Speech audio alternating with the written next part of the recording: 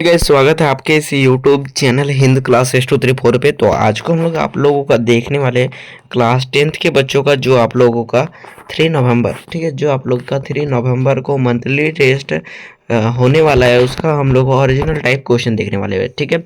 और मैं बता देना चाहता हूँ, अगर आप लोग हमारे चैनल को सब्सक्राइब नहीं किए हैं, अगर अभी तक अगर न्यू विजिट कर रहे हैं, तो सबसे पहले सब्सक्राइब कर लीजिए, क्योंकि जो भी आप लोग का मंथली टेस्ट आप लोग का 3 नवंबर को होगा, उसका 2 नवंबर को ही आप लोगों को आंसर की दे दिया जाएगा। 2 नवंबर को ही 3 नवंबर का पेपर मिल जाएगा, ठीक है। तो इसीलिए आप लोग जो है सब्सक्राइब कर लीजिए, क्योंकि यही चैनल ऐसा है जो आप लोग को आंसर की देगा, किस आंसर की देगा 3 नवंबर वाला 2 नवंबर को, ठीक है।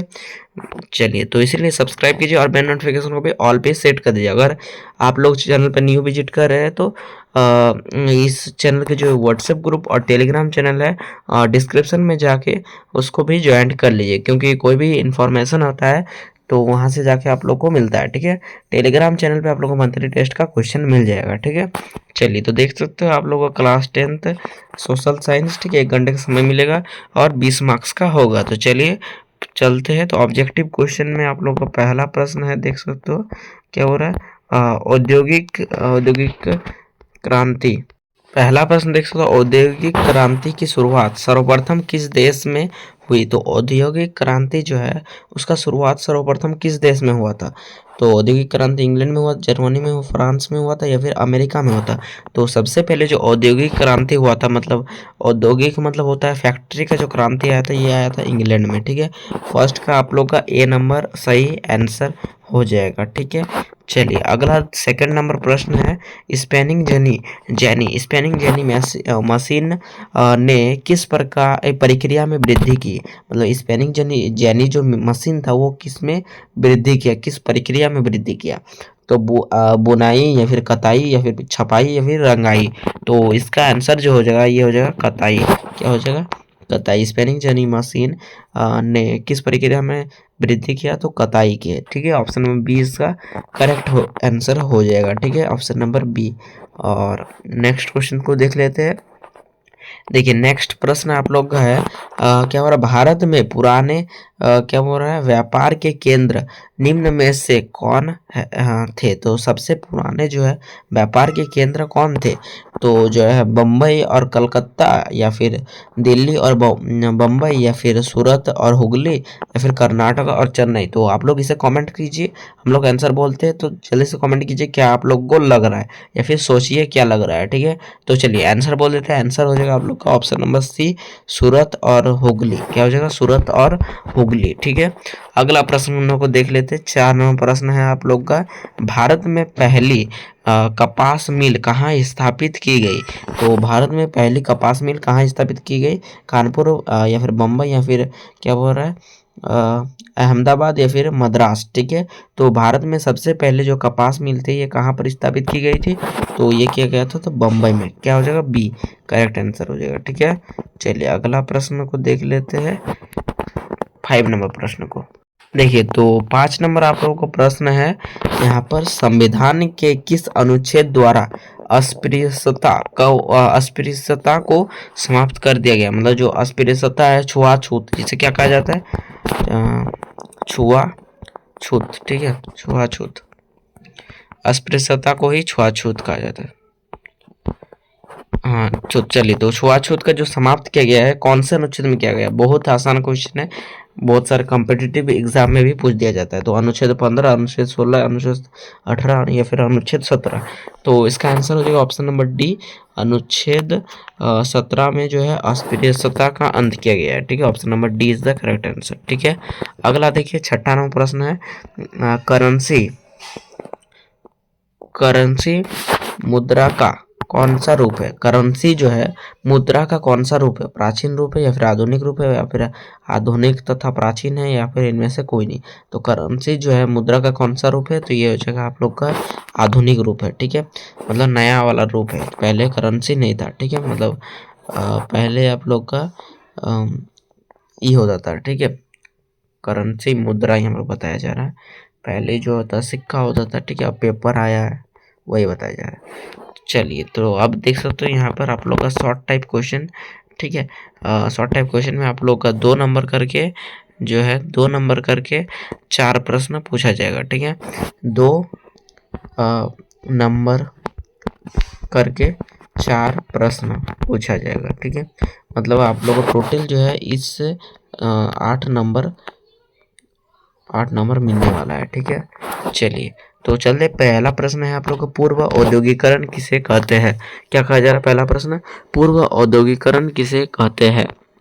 आंसर देखिए, आंसर हो जाएगा देखिए उत्तर। ठीक है, यूरोप में औद्योगिकरण के पहले के काल को पूर्व औद्योगिकरण का काल कहा मतलब काल कहते हैं। देखिए, पूर्व औद्योगिकरण किसे कहा जाता है?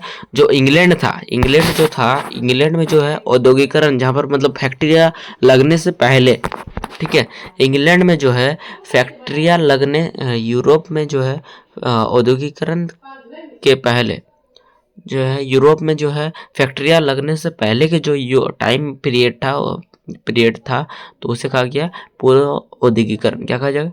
पूर्व औद्योगिकरण कहा गया। ठीक है, चलिए तो अब देखिए आप लोग है, दूसरे शब्दों में कहा जाए तो क्या हो रहा है, यूरोप में सबसे पहले कारखाने लगाने के पहले के काल को पूर्व औद्योगिकरण का काल कहते हैं। जब कारखाना लगाया उसके पहले का जो काल था, उसी को जो है हम लोग को पूर्व औद्योगिकरण का काल कहते हैं। ठीक है, इस अवधि में गांव में क्या बोला, सामान बनते हैं। इसी अवधि में जो है घर में जो है सामान बना करते थे। ठीक है, चलिए जिसे शहर के व्यापारी खरीदते थे। चलिए नेक्स्ट क्वेश्चन देख लेते हैं। 8 नंबर क्वेश्चन है आप लोग का, क्या बोल रहा है, स्टीम इंजन का आविष्कार किसने किया? और क्या हो रहा है किस, आंसर होगा स्टीम इंजन। पहले स्टीम इंजन का आविष्कार न्यू कामेन ने किया। तो स्टीम इंजन का जो आविष्कार किया था, किसने किया था? न्यू कामेन ने किया। और क्या बोल रहा है, जेम्स वाट ने न्यू कामेन द्वारा उत्पादित स्टीम इंजन में सुधार किया। जो स्टीम इंजन था उसमें सुधार किसने किया? तो जो जेम्स वाट था, उसने जो है जेम्स वाट ने न्यू कामेन द्वारा जो न्यू कामेन ने उत्पादित किया था, तो उसको स्टीम इंजन को सुधारा किसने? जेम्स वाट ने। ठीक है, अगला देखिए 9 नंबर क्वेश्चन है, स्पेनिंग जेनी क्या है? आंसर देखिए, 9 नंबर क्वेश्चन है आप लोगों का, क्या बोल रहा है, स्पेनिंग जेनी क्या है? आंसर देखिए, स्पेनिंग जेनी जेम्स हारग्रीव्स द्वारा 1764 में बनाई गई एक मिशन है। जो स्पेनिंग जेनी जो है एक मिशन है, क्या 1764 में स्पेनिंग जेनी को बनाया गया था। ठीक है, देखिए सॉरी मिशन नहीं, मशीन, सॉरी गलत हो गया, मशीन है। ठीक है, स्पेनिंग जेनी जेम्स हारग्रीव्स द्वारा बनाया गया एक मशीन है। ठीक है, इस मशीन ने कताई की प्रक्रिया तेजी कर दी। जो कताई होता था उसको प्रक्रिया को तेजी कर दी और मजदूरों की मांग घटा दी। जो मजदूर पहले मांग थी मजदूरों की, कताई मतलब काटने के लिए जो ये होता है, कृषि होता है, तो कृषि में जो धान हो जाता है, तो उसको जो है काटने के लिए जो उपयोग किया जाता था, वो मजदूरों के लिए उपयोग किया जाता था। बट अब स्पेनिंग जेनी मशीन आ गया तो उन लोगों का मांग घटने लगा। ठीक है, स्पेनिंग जेनी मशीन की वजह से मजदूरों की मांग घटने लगी। ठीक है, और क्या हो रहा है, एक ही पहिया घुमाने वाला एक मजदूर बहुत सारी तकलियों को घुमा लेता था। ठीक है, और एक साथ कई धागे बनाने लगते थे। ठीक है, चलिए तो अगला देख लेते हैं 10 नंबर प्रश्न। 10 नंबर प्रश्न है आप लोग का, जातिवाद किसे कहते हैं? आंसर देखिए, क्या बोला, समाज में जाति के आधार पर उच्च जाति और निम्न जाति के बीच उत्पन्न सामाजिक तनाव एवं भेदभावपूर्ण रवैया जातिवाद कहलाता है। जातिवाद किसे कहा जाता है? जातिवाद उसे कहा जाता है समाज में जो जाति के आधार पर उच्च समाज और निम्न समाज में के जो बीच उत्पन्न सामाजिक तनाव है, जो भेदभाव किया जाता है उच्च समाज और निम्न समाज के आधार पर, तो उसी को जातिवाद कहा जाता है। अब लॉन्ग आंसर टाइप क्वेश्चन को देखते हैं। ठीक है, तो देख सकते हो यहाँ पर हम लोग 3 नंबर करके 2 प्रश्न को देखेंगे, 6 नंबर आप लोग को मिलने वाला है। देख सकते हो पहला प्रश्न है आप लोग का यहाँ पर पहले क्या बोल रहा है, देखिए पहले विश्व युद्ध के समय भारत का औद्योगिक उत्पादन क्यों बढ़ा। ये जो है इम्पोर्टेंट क्वेश्चन है, very very very very very important question है, बहुत ज़्यादा इम्पोर्टेंट है। बार बार बार बार बार बार एग्जाम में ये क्वेश्चन पूछा जाता है, इसीलिए हम लोग लाए हैं, एकदम फुल एक्सप्लेन करेंगे, ठीक है। चलिए तो इसे समझने की कोशिश कीजिएगा, फाइनल एग्जाम में तो एकदम 100% आएगा ये क्वेश्चन, ठीक है, 100% आता है, ठीक है। तो देखते हैं इस बार। चलिए तो क्या हो रहा है, भारतीय उद्योगों पर प्रथम औद्योगिक के प्रभावों को चर्चा करें। ये क्वेश्चन आएगा या फिर ये क्वेश्चन आएगा, दोनों क्वेश्चन जो है सेम है, ठीक है। भारतीय उद्योगों पर प्रथम विश्व युद्ध के प्रभावों पर चर्चा करें, ये दोनों क्वेश्चन सेम है। ये दोनों क्वेश्चन में से कोई भी एक आएगा तो इसी आंसर को आप बना के लिख देंगे, ठीक है। देखिए तो क्योंकि एसएसटी को याद मत कीजिए, ठीक है। देखिए तो आंसर इस प्रकार लिखिएगा, पहले विश्व युद्ध के समय भारत के औद्योगिक उत्पादन में वृद्धि हुई, जिसके कई कारण थे। तो पहला कारण देख सकते हो क्या हो रहा है, प्रथम विश्व युद्ध में ब्रिटेन ऐसे उलझ गया कि उसका ध्यान अपने बचाव में लग गया, ठीक है। अब वह भारत में अपने माल को निर्यात ना कर सका। मतलब पहले जो होता था, कोई भी सामान होता था वो इंग्लैंड से आया करता था, इंग्लैंड अर्थात ब्रिटेन से आया करता था, ठीक है। बट वो जो है प्रथम विश्व युद्ध में वो उलझ गया, ठीक है। युद्ध चल रहा था, वो अपने माल को भेज नहीं पा रहा था भारत में, ठीक है। तो जिससे क्या हुआ, उलझ गया और निर्यात नहीं कर सका, जिसके कारण भारत के उद्योगों को पनपने का क्या हो रहा, सुअवसर प्राप्त हो गया। मतलब जो है भारत में जो फैक्ट्रिया था और उद्योग था वो फैलने का उन लोग को बहुत ज़्यादा अवसर मिला, तो वो लोग क्या करने लगे, अपने फैक्ट्री खोलने लगे, ठीक है। क्योंकि जब अंग्रेज था वो खोलने भी नहीं देता था भारत के लोगों को फैक्ट्री, और था तुम लोग रोजगार ही मत करो, ऐसा रोजगार नहीं करेंगे तो कैसे हम लोग ऐसे ही मर जाएंगे क्या, रोजगार चाहिए जीवन यापन करने के लिए, बोले नहीं हम लोग का नौकर बन के रहो, ऐसा नहीं होता है, ठीक है। चलिए तो बहुत ही अच्छा शुभ अवसर प्राप्त हुआ, तो अपना वो क्या किया, उद्योग लगा दिया, फैक्ट्री लगा दिया, ठीक है। और देखिए इस टाइप से पहला पॉइंट कंप्लीट हुआ, दूसरा पॉइंट को देखते हैं इसका। देखिए पनपने का शुरुआत हुआ तो अब देखिए इंग्लैंड के सब कारखाने निर्यात की विभिन्न चीज़ें बनाने की बजाय सैनिक सामग्री बनाने में लग गए। जो इंग्लैंड में पहले हुआ करता था, पहले इस टाइप का हुआ करता था, जो इंग्लैंड जो है बहुत देशों को सामान भेजा करता था, ठीक है। तो इसमें भारत भी था, तो सामान भेजने अब इंग्लैंड वो इसमें लग गया, युद्ध में लग गया, तो वो सामान नहीं बना पा रहा, भेजने वाला सामान सब जो भेजता है दूसरे देशों में, तो इससे वो क्या करने लगा, वो जो है अब युद्ध है तो इसलिए सैनिक सामग्री बनाने लगा, सेना के लिए सामग्री बनाने लगा, ठीक है। इसलिए भारतीय उद्योग रातों रात एवं विशाल देशी बाजार मिल गया। तो अब जो है भारत के जो ये उद्योग थे फैलने शुरू हुआ, और फैलने के बाद उन लोगों जो है फैलने के बाद अब भारत में ही बेचने लगा, ठीक है, उद्योग सब, ठीक है।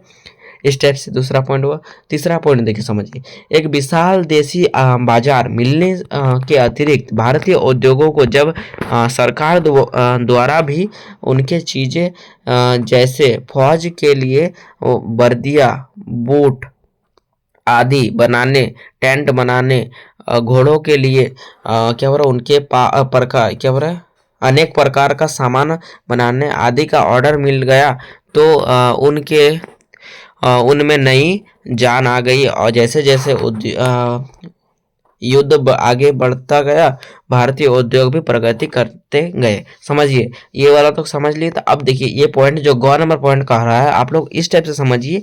देखिए हम लोग जो है भारत के लोगों जो है ये अब उद्योग फैल गया, तो उद्योग जो है भारत में अपना व्यापार करने लगा, बेचने लगा सामान सबको। अब जो है थोड़ा उसको और ज़्यादा प्रॉफिट, थोड़ा इतना भी प्रॉफिट नहीं हो पा रहा था, ठीक है, क्योंकि भारत के लोगों को इंडिया के जो है जो सामान था वो थोड़ा महंगा था, क्योंकि वो इंडिया के इतना डेवलप कंपनी, ये डेवलप तो नहीं था ना, हाथ से बनता था इस टाइप से, ठीक है। तो इसीलिए जो है इस टाइप से थोड़ा कीमत हाई होता था। तो अब जो है ये लोग ब्रिटेन के जो लोग थे ना, मतलब ब्रिटेन के जो भी सेना जो भी शासक वासक थे ब्रिटेन के लोग भारत में से यही कर रहे थे, शासन कर रहे थे। तो वो लोग जो है इन लोगों को भारत जो है उद्योगों में से क्या किया, उद्योग में क्या करने लगे, ऑफर देने लगे। उन लोग बोला ये उन लोग जो है टैंक बना ऑर्डर देने लगा, किसका, टैंक का, वर्दी का, ये सब का ऑर्डर देने लगा। तो वो लोग और ज़्यादा खुश हो गए, और ज़्यादा वो लोग करने लगे, ठीक है। और देखिए तो घ नंबर है क्या हो रहा, पुरानी कारखानों के साथ साथ बहुत सारे नए कारखाने खुल गए। जो पुराना कारखाना के साथ साथ नया कारखाना भी बहुत ज़्यादा ओपन हो गया, जिससे क्या हो रहा, उद्योगपति को ही नहीं वरन मजदूरों और कारीगरों की भी चांदी हो गई, ठीक है। चलिए और अढ़, ये अढ़ नंबर को ये है 5वां नंबर मतलब पॉइंट। प्रथम विश्व युद्ध में ब्रिटेन सरकार को फंसा देखकर भारतीय नेता के स्वदेशी पर अधिक बल देना शुरू कर दिया, ठीक है। चलिए अगला 12 नंबर पॉइंट को देख लेते हैं। लास्ट क्वेश्चन है ये, क्या बोल रहा, थोड़ा वीडियो लॉन्ग हो गया इसी की वजह से, 11 नंबर को इतना अच्छे से समझाने की वजह से। देखिए 12 नंबर है, हमारे देश की एक बहुत बड़ी क्या बोला आबादी निर्धन है। बहुत बड़ी आबादी क्या है, निर्धन है, मतलब गरीब है, ठीक है। क्या यह क्या हो रहा है, उनके कर्ज लेने की क्षमता को प्रभावित करती है। आंसर देखिए क्या बोल रहा है, निर्धनता लेने की उनकी क्षमता को प्रभावित करती है। हाँ प्रभावित करता है। अगर तुम बहुत ज़्यादा गरीब हो तो कर्ज कोई भी नहीं देगा, सरकार तो छोड़ ही दो। तुम अगर इससे क्या हो रहा है, जागीरदार से भी, जो जागीरदार होते, जागीर होते जिसके पास, तो वो लोग जमींदार वाला सभी अगर लेने जाओगे तो वो बोलेगा क्या है तुम्हारे पास, बोलेगा पहले ई दो, ठीक है, कोई चीज़ हमको रखने दो तब हम पैसा देंगे। ये सब होता है, ठीक है। इसका कारण यह है कि कर्ज लेने के लिए लोगों को गारंटी रूप में समर्थन या फिर ऋण धारण देने पड़ते हैं। अगर बैंक में पैसा लेंगे तो आपको जो है गारंटी देना पड़ेगा किसी का, जिसका ऐसा ये देना होगा, अगर कि तुम अगर लोन नहीं भरेगा तो दूसरा कोई जो है अकाउंट देना होगा, जिससे वो पैसा काटेगा बैंक वाला, ठीक है। इसीलिए क्या हो रहा, निर्धनों के पास उन संपत्तियों का अभाव होता है, ठीक है, जो कर्ज लेने के लिए आवश्यक मांगी जाती है। निर्धन है, गरीब आदमी है, तो उसके पास वो सब होता नहीं है, ठीक है, इसलिए वो नहीं ले पाते हैं। इसके बिना उनको कर्ज मिलना कठिन होता है, ठीक है। समझ गया, तो चलिए आज लेते हैं, फिर मिलते हैं नेक्स्ट वीडियो में। तो अगले बाय, जय हिंद जय भारत। और आंसर की वीडियो जो है 2 तारीख को आएगा, तो इसलिए सब्सक्राइब कर दीजिएगा, ठीक है। चलिए बाय।